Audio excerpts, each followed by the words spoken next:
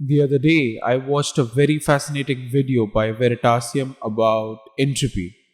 It's enlightening to say the least, and you should definitely watch it.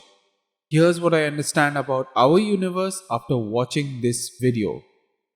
Consider our universe to be a hollow sphere with a soup of energy in it. This soup, like air, has tendency to occupy the available space. At this point, all the packets of energy that form the soup are of same energy level, uniformly spread, stable, and thus inert. The space is essentially dead, but then something happens. The inner walls of the sphere start to move out.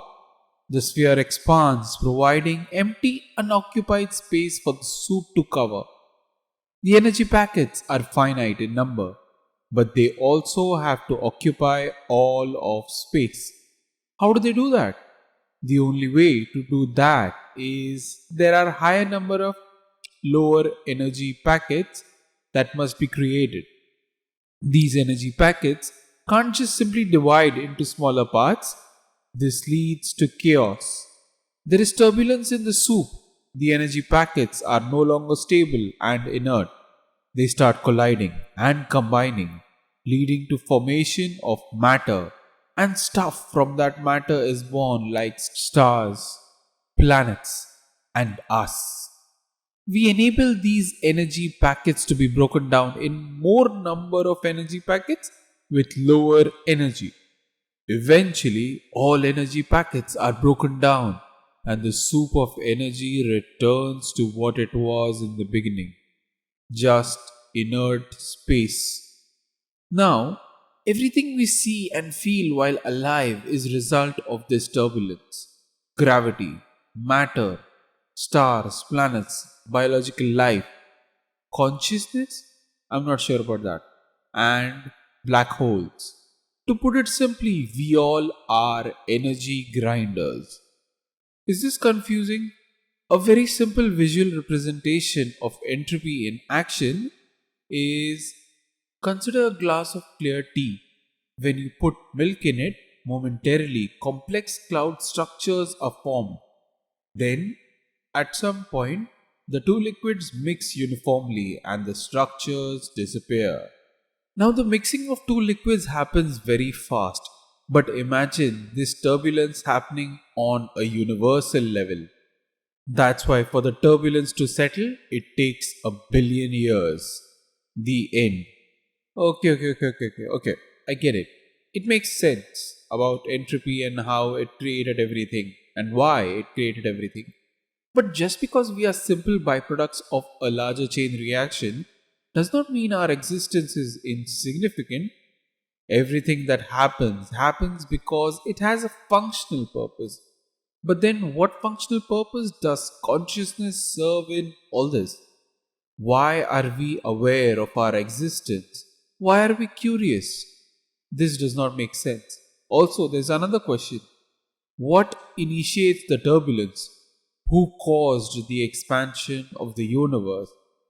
There are still a lot of unanswered questions, and until those questions are answered, I'll still consider all the possibilities, one of which is that we are the reason why universe exists.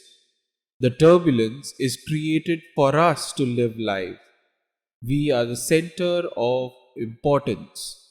How likely is that to be true? Oh, wait. Speaking of likely, there is another topic that we must talk regarding entropy, which was discussed in that video: probability. This is one fascinating application of probability that I learned in the video. As a curious person who wants to understand the universe, I want to find a simple explanation for why everything exists. Entropy is one, natural selection is another.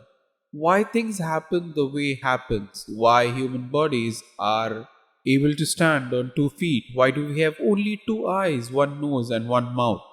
All these things are through evolution, but what? Simple idea that I believed was it was through natural selection. That means there must have been a time when all creatures were used to be existing. That is, some creatures had 2 eyes, some creatures had 4 eyes, some had 6 eyes. But through evolution, through survival of the fittest, only those with 2 eyes survived, and that's why we have 2 eyes.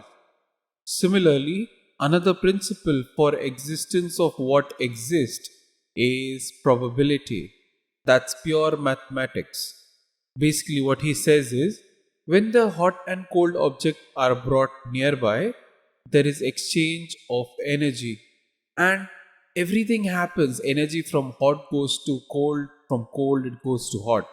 But the probability of energy movement ensures that the most likely scenario is that the hot and cold object eventually settle on to become a temperature that is in between both the bodies.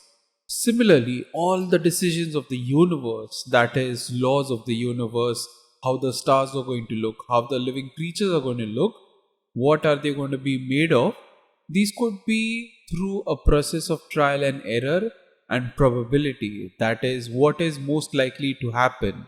What this means is if you break down everything and go to the essence of it, then our existence can be easily explained by pure mathematics. Even the laws of physics that are said to be constant and universal come into existence because of logic. That is mathematical logic. This is an idea worth exploring in future videos. Subscribe.